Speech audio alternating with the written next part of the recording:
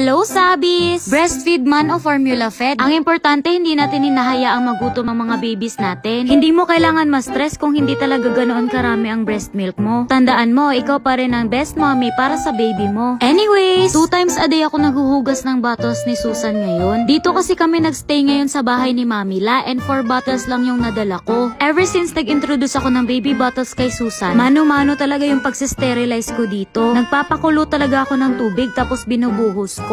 Kaya nang nakita ko to sa mini vlog ni Mami Maika, in-add to cart at chineck out ko na kaagad. Feeling ko kasi gagaan talaga yung buhay ko dahil dito. Tsaka wag kayo mag-alala, approve din siya kay Daddy Bing. Ang dami-dami na din kasing magagandang reviews about dito sa product na to. Galing nga pala ito sa Big Brute Philippines. Finally, meron na talaga akong baby steamer bottle sterilizer. So ayun na nga, binuksan ko na siya, inassemble at nilagyan ko na ng water. Sobrang konti lang na tubig ang ilalagay mo. Ayan na nga at nilagay ko na lahat ng mga bottles ni Susan. At mga mare, bongga kasi pwede din ikaw mag-boil dito ng egg. At kahit mga toys ni baby, pwede dito. Pwede na rin dito yung mga kitchen utensils kung need mo sila sterilize. So ayun na nga, dito na tayo sa tanong. Paano daw natuto si Susan uminom sa straw? Actually, hindi ko talaga siya tinuruan. Na-shock na lang talaga ako nang first time ko siya pinainom ng Dutch Mill. Alam na niya agad kung paano. Ito talaga yung pinakaunang video na uminom siya sa straw. Pansin nyo naman siguro na sa una nahihirapan pa siya pero na-figure out niya din. Huwag kayong titigil sa pag-introduce ng mga bagay-bagay sa mga babies ninyo kahit hindi sila agad natututo. And ito na nga, after 5 minutes, chinek ko yung sterilizer. Tinignan ko pa nga yung water kasi nga baka matuyo. O kung gusto nyo rin ito, nasa bio ko na ang link. Yun lang, tig sa panonood!